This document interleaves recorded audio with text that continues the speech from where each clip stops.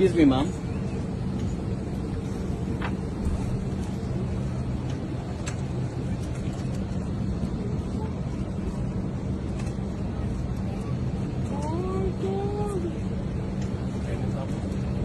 Yeah, man.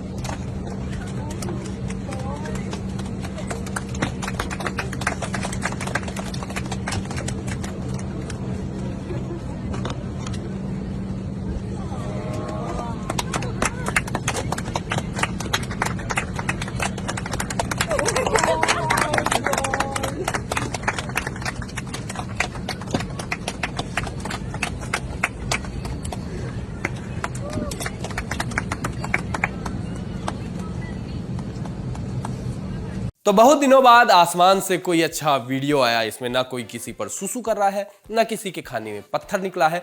दिखा कि उड़ते प्लेन में लड़के ने लड़की को प्रपोज किया। लड़की खुश, लड़का खुश, आसपास के यात्री खुश। लेकिन इन सबसे ज्यादा खुश होंगे एयर इंडिया वाले कि चलो उनके नाम के साथ कुछ तो अच्छा होता हुआ दिखा। लिंक्डइन पर ये वीडियो शेयर किया रमेश कोटनाना ने। पता लगा कि जिस प्लेन में लड़की ने उड़ना तय किया, लड़का भी उसी फ्लाइट में सरप्राइज देने जा पहुंचा और फिर ये हुआ बढ़िया है। इस वीडियो को एयर इंडिया अपना मोटो भी बना सकता है कि प्रपोज करो, पेशाब नहीं। हाय, मेरा नाम है आशीष और आप देख रहे हैं दी ललन टॉप। एक बार फिर शुरू है हमारा प्रोग्राम जिसका नाम है सोशल लिस्ट। चलिए जानते हैं आज के शो में क्या है खास। आरआरआर को मिला इनाम, लेकिन सोशल मीडिया वाले जूनियर एनटीआर की बात की बाल में खाल निकालने लगे। महुआ मोइत्रा की चाय की इतनी चर्चा क्यों हो रही है? मेहंदी लगे हाथ इतने वायरल क्यों है?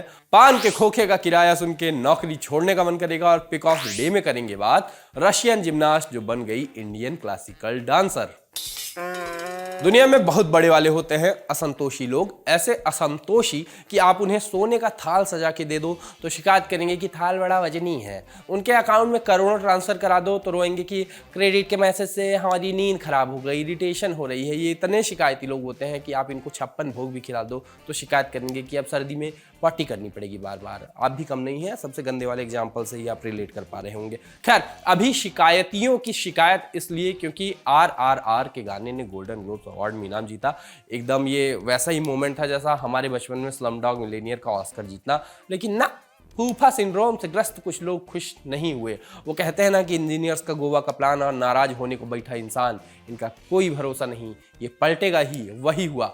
वीडियो आया जिसमें जूनियर एनटीआर इवेंट में एक होस्ट से बात कर रहे हैं, अंग्रेजी में बोल रहे थे और उसी के एसेंट में बोल रहे थे। लोगों ने पकड़ लिया कि बना के बोल रहे हैं, ऐसा नहीं करना चाहिए था। लोगों ने तारीफ पर पलटवार किया कि और एसेंट ये क्या है। किसी ने ये कहा कि मतलब ये तक कह डाला कि हॉलीवुड के मीडिया को इंप्रेस करना चाह रहे हैं। कोई बोला कि उन्हें सामान्य भारतीय एसेंट में जवाब देना चाहिए था, उसमें कुछ गलत नहीं है। ये एक्ट केवल इस धारणा को आगे बढ़ाता है कि अंग्रेजी बोलने का तरीका बस सही है, अमेरिकी और ब्रिटिश जो एसेंट है वो सही है। आगे कहा कि दिलचस्पी यह है कि जब वो तेलुगु उच्चारण के साथ हिंदी बोलते हैं तब ठीक है।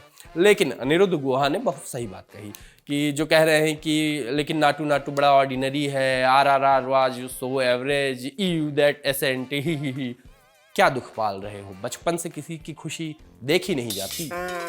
चाय वालों और सफलता का रिश्ता कितना पुराना है ये हमने कुछ साल पहले देखा था, जब मुंबई के जमाल मलिक ने कौन बनेगा करोड़पति में करोड़ों जीते थे। बाद के समय में अन्य लोगों ने भी ऐसी ही सफलताएं पाई, कहानियां सुनाई और चाय बहुत मेन स्ट्रीम और पॉलिटिकल हो गई। पॉलिटिक्स में महुआ मोइत्रा भी हैं। वो भी सड़क किनारे गुमटी जैसी जगह पर चाय बनाते दिखे और वीडियो पोस्ट किया। लिखा, चाय बनाने में अपने हाथ आजमाए, कौन जाने ये मुझे कहाँ ले जाए।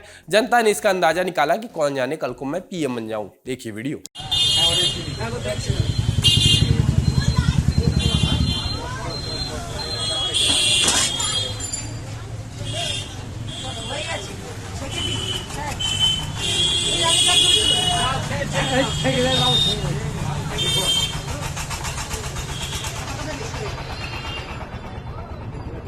একটু বেঁচে না ওই বড় গিলাস দে না ওই বড় গিলাস দে না। रिप्लाईज में अलग ही हाजिर जवाबी देखने को मिली है। यूजर ने लिखा कि पूरे वीडियो में बस यही दिखा कि आपने पहले से खौलती चाय में चीनी मिला दी, ये तो बस आपको टीएमसी सांसद बनाएगा। ओ वेट, मतलब ये कहना चाह रहे थे कि वो तो आप पहले से हैं। पलटकर महुआ मोइत्रा ने लिखा कि अगर मुझे पूरे 10 मिनट का वीडियो डालना होता जिसमें पानी खौलाने से लेके अदरक और चाय पत्ती मिलाना भी होता तो एक ट्वीट नहीं सास बहू सीरियल हो जाता। बाय द वे, इसमें तुलसी नहीं मिलाई गई है। तुलसी और सास बहू सीरियल से जहां पहुंचाने की कोशिश की गई थी, लोग अपनी स्मृति के आधार पर पहुंच भी गए। एक यूजर ने लिखा, पूछा कि आपने चाय बनाई या बेची? अगर बेची होगी तो अंत में पीएसयू बेचने लगेंगी, और अगर बनाई होगी तो अंत में समाज को बनाएंगी।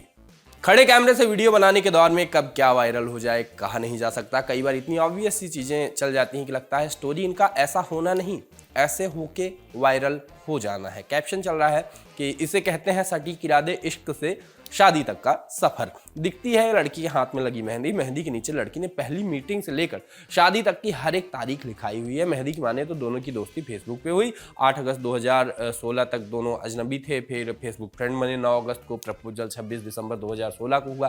पहली मीटिंग 11 फरवरी 2017 को, और शादी 27 नवंबर 2022 को हुई। फेसबुक पर हमेशा से ऐसे कंटेंट की भरपूर डिमांड रही है, इसलिए ये फोटो सबसे ज़्यादा वहीं वायरल भी है। बाकी मैं तो कहूँगा कि ये लिख के याद रखना भी क्या याद रखना या क्या दिखाना, मुझको तो रात के 2 बजे जगा दो, सारी डेट्स भाई को जुबानी याद है। बात करते हैं। इंटरनेट पर वायरल है खबर और सोशल मीडिया पर फोटोज। मामला यह है कि नोएडा अथॉरिटी ने मंगलवार को सेक्टर 18 में किराए पर खोखों की नीलामी रखी थी। 10 खोखों में सबसे बड़ी बोली जो है वो 3.25 लाख रुपए महीना, 3.25 लाख रुपए महीने के किराए की लगाई गई। जिस व्यक्ति ने ये बोली लगाई उसका नाम है सोनू झा। ये सेक्टर 18 बहुत दूर नहीं है, यहीं पे है। हमारे और सेक्टर 18 के बीच में एक नाला बहता है, उसके पार बस वही है 1 किलोमीटर पे।